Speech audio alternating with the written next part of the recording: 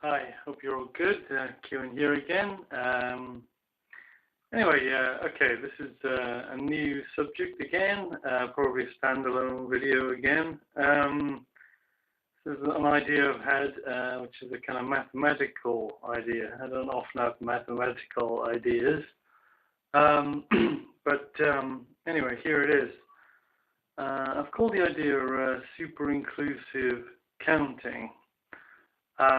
For reasons I'll come to in a moment. Basically, I had the idea when I was trying to think of different systems for numbering the year we live in and the millennia in the past. I actually did a video before called zigzag counting, which was an idea for this. I'm not sure if that's correct an idea, but it's an idea anyway. So I'll post a link to that video I did a few years ago. The idea I had with this was basically, you know how the first year one and the first century is normally referred to as the first century.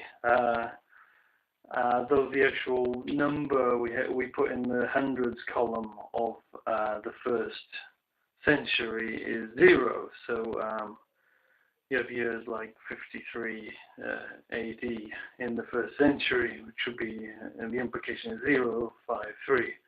But that's in the first century. So it always gets confusing because we go one, like we live now in the 21st century, but the first two digits of all the years in this century are 20. So it's the 21st century, but the number 20. So it's always one away. I basically thought of the idea. Well, maybe what if we call the first year instead of calling it just year one?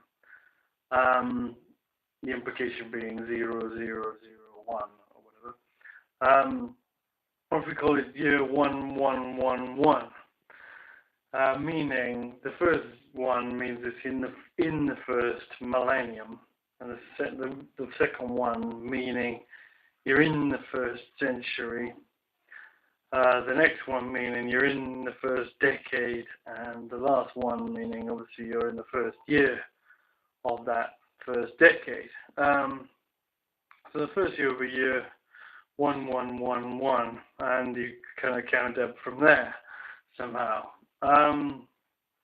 Now, I thought, well, I'm not sure that would be a brilliant idea, especially to do now when we're all used to the years we got now. But it also occurred to me that this could be a general sort of different way of counting the numbers, of doing maths, doing arithmetic.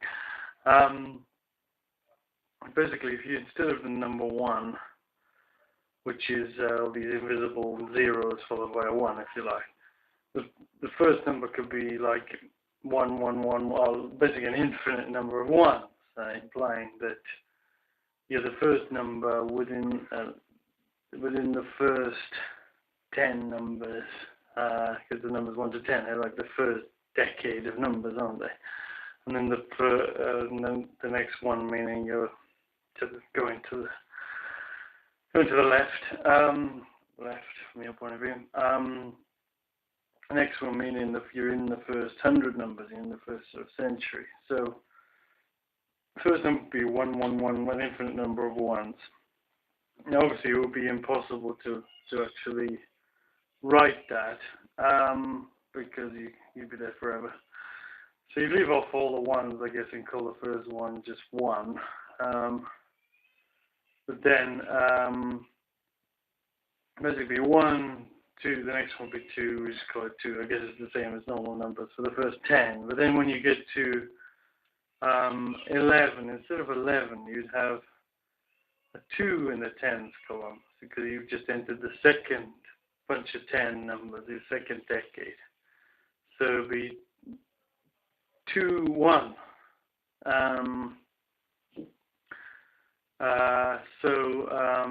It's a bit confusing because it looks like 21, but it's not 21, it's 11 really. It's like the first 11 is the first number of the second decade. something similar would happen when you get to 100. You get to the equivalent of 99. I'll come to that in a moment. But then you get to, when you just get over the 100, the equivalent, the same as the equivalent of 101 would actually be 211. 2 meaning you've just entered the second century of numbers, and 1 meaning you entered the first decade, the first 10 numbers, group of 10 numbers, and 1 again meaning you get the first number of that. So it'll be a little bit confusing to transfer between the two, and I don't think you can really do mathematics with it. But it's quite, it seems to be quite an interesting way of expressing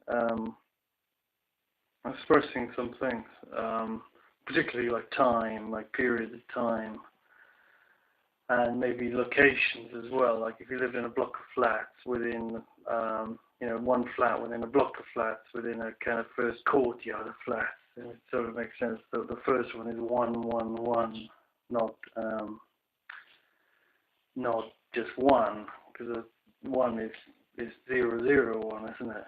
Or the little 0 then 1.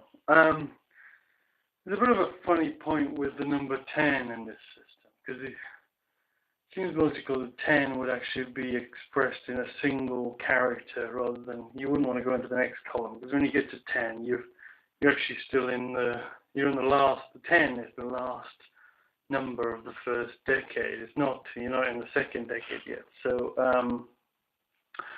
you don't want to do anything in the next column yet. So 10 should be expressed, maybe the simplest way is to express it with a 0, but then that's quite confusing because we're very used to that meaning 0, not meaning 10. So the way I would write this, I would make 10 a new character, maybe a capital T, let's say. Just taking you through the first few numbers to get, in case you can quite get in what I'm talking about. So 1 would be, okay, we have 1, I'll just count in this system for a little bit. Okay, 1, 2, 3, 4, 5, 6, 7, 8, 9. And after 9, you'd have T.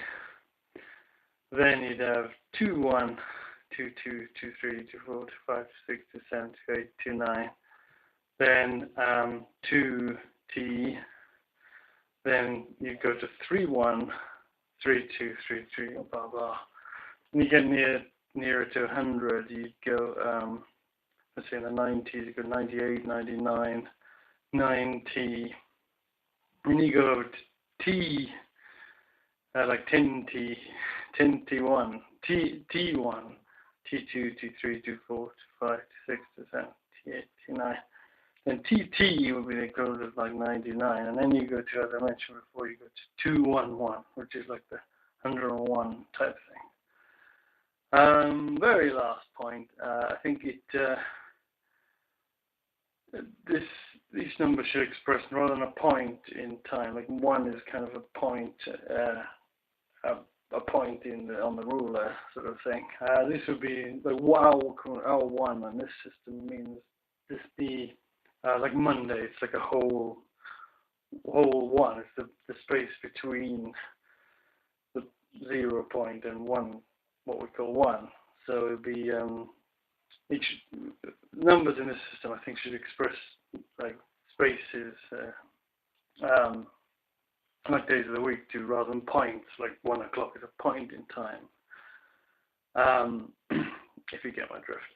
Anyway, I hope you found that interesting. If you have any problems understanding what I'm talking about, which would be very understandable if you did, please drop me a line and I can make another video or try to explain what I'm trying to talk about.